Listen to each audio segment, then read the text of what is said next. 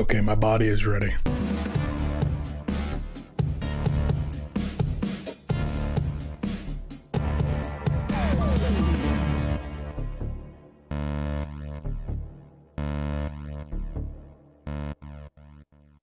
So here we are, another day, another dollar, and of course we have a trailer for another Mortal Kombat 11 character.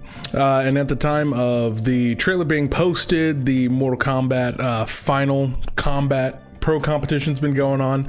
I've watched a couple of matches of it.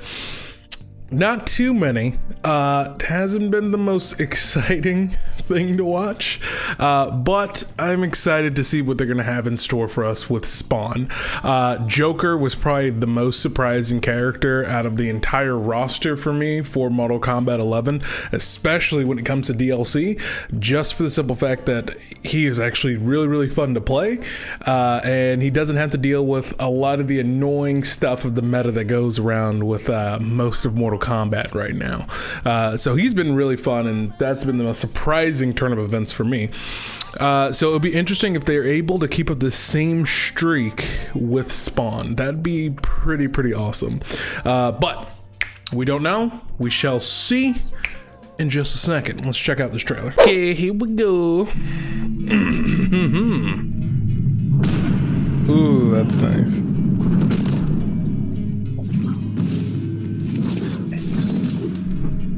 Together, we can purge the 10 hells. Only if you follow my lead. All due respect, that's not in the cards. Oh, it's awesome. They got Keith David to voice him. Okay, so good normals there. Nice range. Using the weaponry. Oh, that was sick. That's a nice grab. Solid crushing blow. Looks like it comes off of a punish. Oh, that slide. Oh my god, they're using so much of his, like, just so much of his utility. I love it.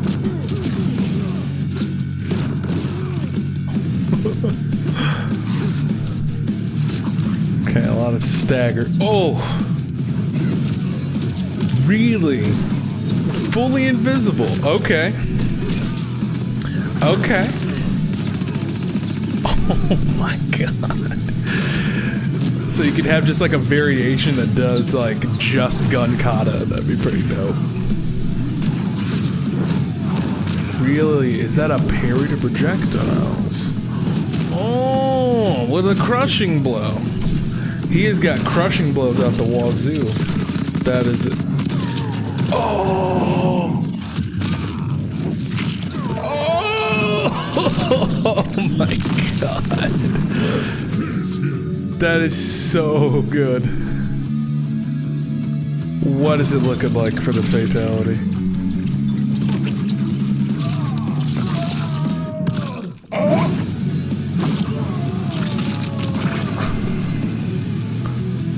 Fatality. Oh my god. Oh god.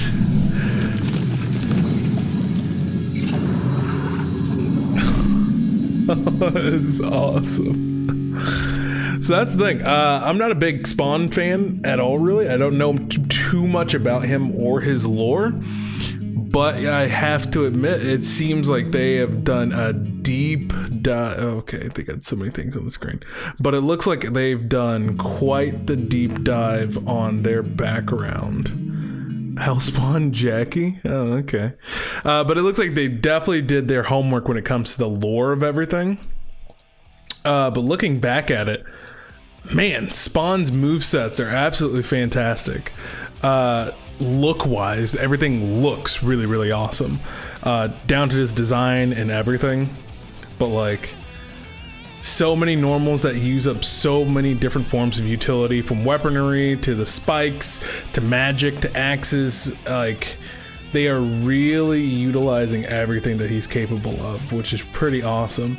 And one thing, like I said, was pretty big to notice is that he does have quite a few crushing blows, and they all seem to be ones that you can use within a combo or that easily come off of a punish, which is awesome.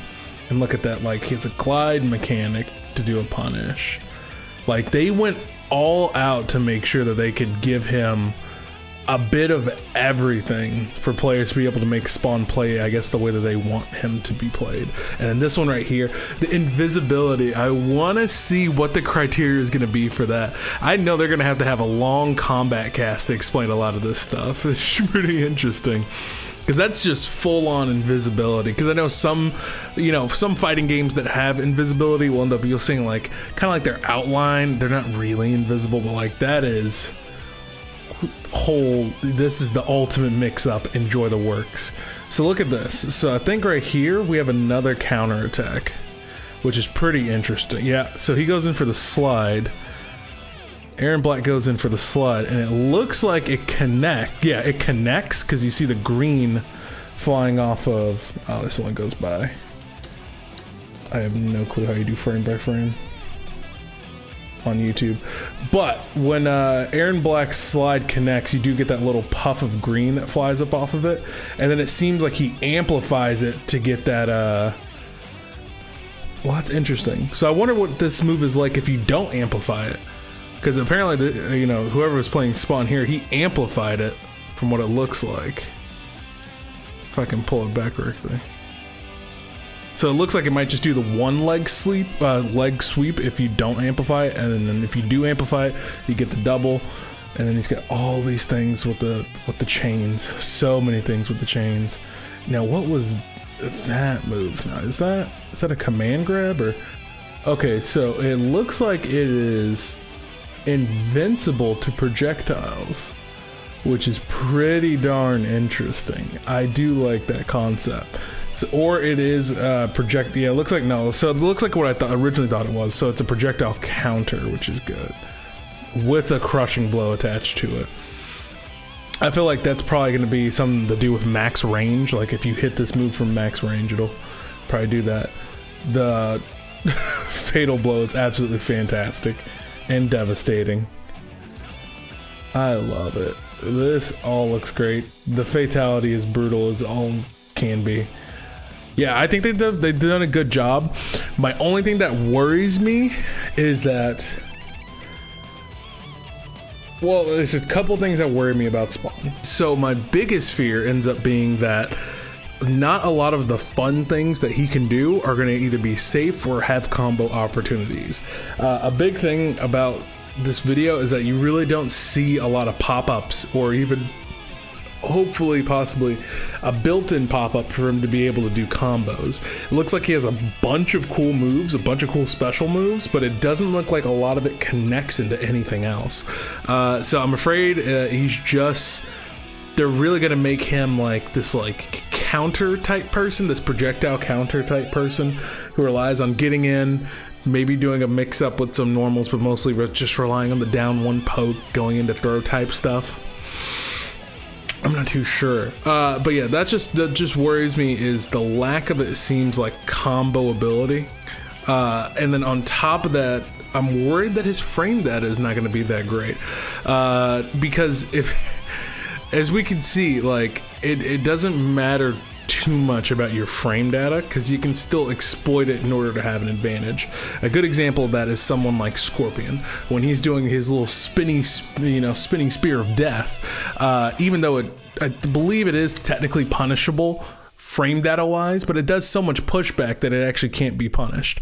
But for a lot of characters, there's a lot of things that should be safe on block or should give you the advantage in MK11, but you don't really have that advantage just for the simple fact of it can be a little bit iffy when it comes to the frame data. And on top of that, when you look at a character like Shang Tsung, and he has moves that are really awesome. It would be so fun to come up with these crazy, quirky ninja spell casting combos, but you can't do it just for the simple fact of the game is very limiting and all the coolest looking moves aren't what they want you to use. And another thing I'm worried about, which is their tournament variations, and I'm afraid of they're not going to put the coolest looking moves or some of the most efficient looking moves together in a tournament variation for MK11's Spawn, that a lot of it's just going to be maybe it's going to be the projectile counters and then a lot of the spike stuff and like throwing things and then doing a slide, and just the more basic things are going to end up being his tournament variations, which make him very dull to watch. Because I think Shang Tsung is one of the most interesting characters visually in the entire MK11 roster,